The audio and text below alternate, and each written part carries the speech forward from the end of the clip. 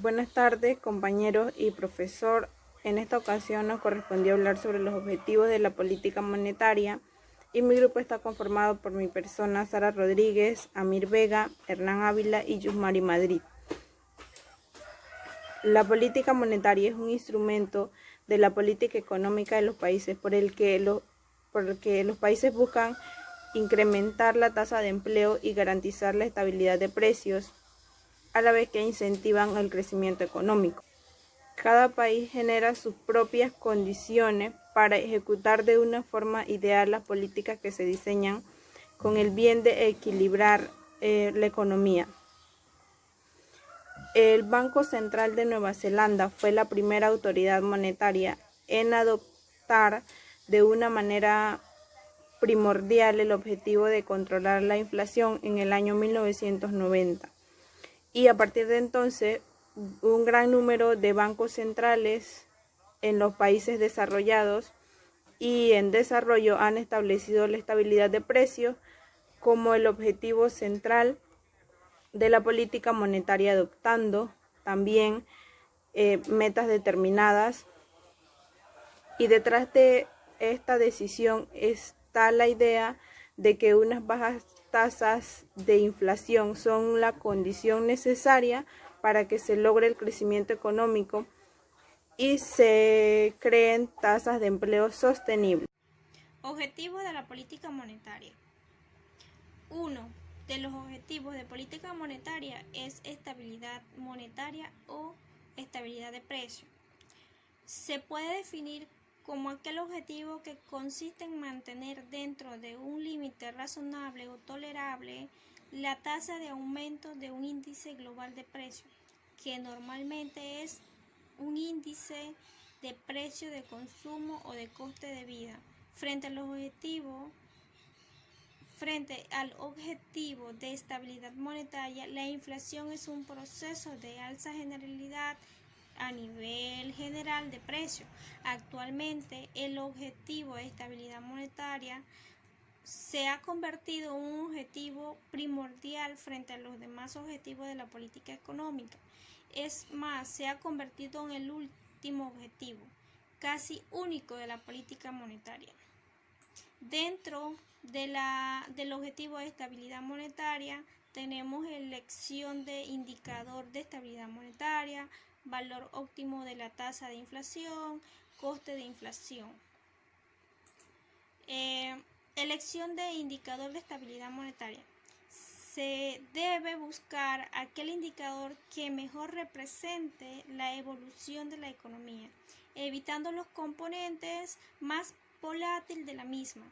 El indicador más apropiado debe ser aquel que incluya partidas que pueden ser fuentes importantes de costes ante la aparición de la inflación. Valor óptimo de la tasa de inflación. Bueno, en este se determina el valor óptimo del objetivo de estabilidad de precio. Hay que señalar que existen dos posibles interpretaciones del mismo. Uno es considerar que el objetivo de estabilidad monetaria como la estabilidad en nivel de precio fijo, un nivel concreto. Dos es establecer la variedad admitida en el nivel de precio con respecto a un periodo anterior, fijar un valor de tasa de crecimiento del mismo, es decir, a la tasa de inflación. Y también tenemos el coste de inflación. El coste de inflación, normalmente la estabilidad de precio es alto, aunque la tasa sea pequeña de inflación. Sin embargo, este coste depende de gran medida de la capacidad de los agentes económicos para participar o no. Coste de desinflación. El análisis de los costes relacionados con el logro objetivo y estabilidad monetaria no se limita a los costes derivados de su no consecución. El proceso de desinflación es el mismo, también supone costes en términos de pérdida de empleo y producción. Estos costes, al igual que los costes de inflación, también son importantes. Hay que tratar de reducirlos. Para ello, la estrategia de utilizar en el logro de estabilidad de los precios debería perseguir Esta cuando la inflación es alta, pero evitando un proceso de desinflación completo, es decir, mantener la estabilidad de los precios en el nivel en que se haya fijado, sin intentar reducir aún más la de inflación. Velocidad óptima de la desinflación. Por la velocidad óptima de desinflación entenderemos concretamente la velocidad en que la autoridad monetaria desea conseguir el objetivo de estabilidad de precios, considerando que la política monetaria afecta a nivel real de producción y empleo a corto plazo, pero no a largo plazo. Para analizar la velocidad óptima de desinflación es necesario hacer dos precisiones. La primera es que la política monetaria es una combinación de objetivos elegidos y fijados ex antes y de medidas llevadas a cabo, por tanto conseguirlo para proporcionar una respuesta adecuada a la aparición de determinadas shocks. La segunda se refiere a la necesidad de credibilidad que los agentes económicos otorgan a las medidas llevadas a cabo por la autoridad monetaria. La flexibilidad óptima de la política monetaria determina la capacidad discrecional de la autoridad monetaria para responder ante ciertos shocks, perturbaciones que se producen de modo inesperado. El grado de acomodación de la política monetaria a estas perturbaciones será mayor cuando mayor sea la ponderación que el Banco Central asigne a evitar desviaciones de la desinflación efectiva responde a la inflación objetivo y cuanto menor sea el impacto a la sorpresa sobre la producción efectiva. La estabilidad financiera se entiende como una situación en la cual el sistema financiero cumple con tres características fundamentales. El primero, evalúa y administra los riesgos financieros de una manera apropiada. 2. Facilita el desempeño de la economía y la asignación eficiente de los recursos. 3. Está en capacidad de absorber, mitigar y disipar de manera autónoma la materialización de los riesgos que pueda surgir como resultado de eventos adversos. Naturalmente, alcanzar la estabilidad financiera depende de la acción coordinada de múltiples autoridades, así como el comportamiento de las entidades que conforman el sistema financiero.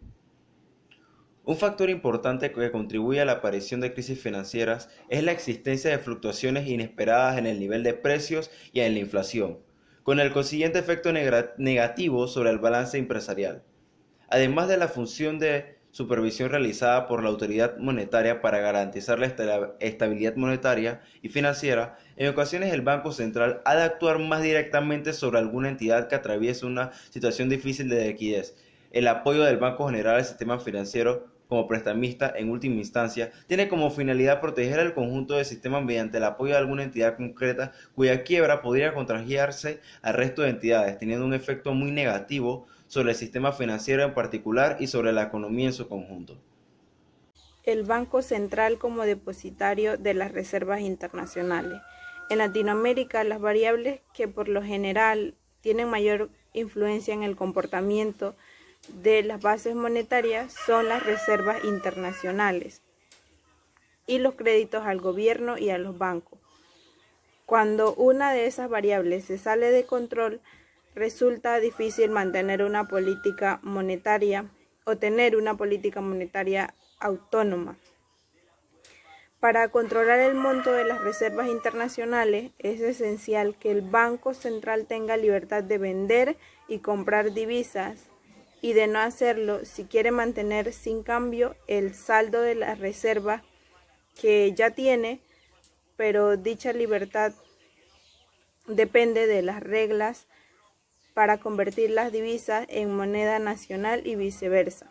Es decir, si el régimen de un país es el tipo de cambio fijo, el Banco Central está obligado a comprar y vender divisas a un precio dado y por lo tanto no tiene ningún control directo sobre el saldo de las reservas internacionales. Cuando una situación de estas es persistente, las reservas tienden a agotarse hasta un punto en que se dificulta realizar transacciones de comercio internacional, afectando el funcionamiento de los sectores productivos o que se tengan que incumplir con obligaciones de la deuda externa.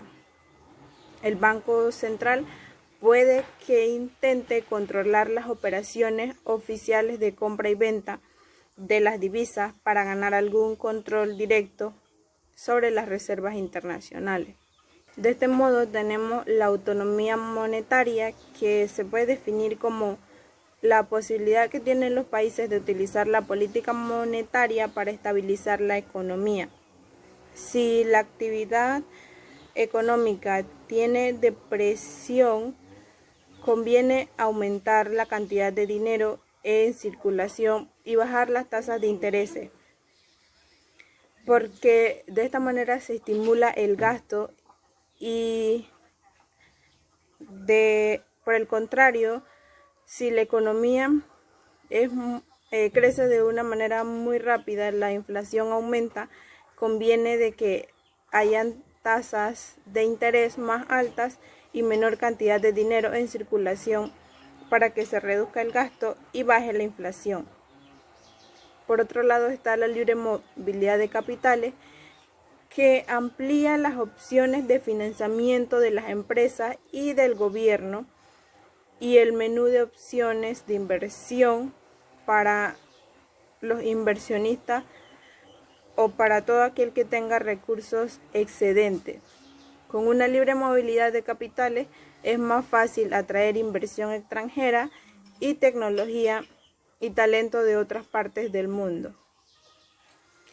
La estabilidad del tipo de cambio es otro factor que influye porque es preferible un tipo de cambio que cambie constantemente, pero dificulta las decisiones de ahorro e inversión y puede entorpecer el desarrollo de un sector de exportación.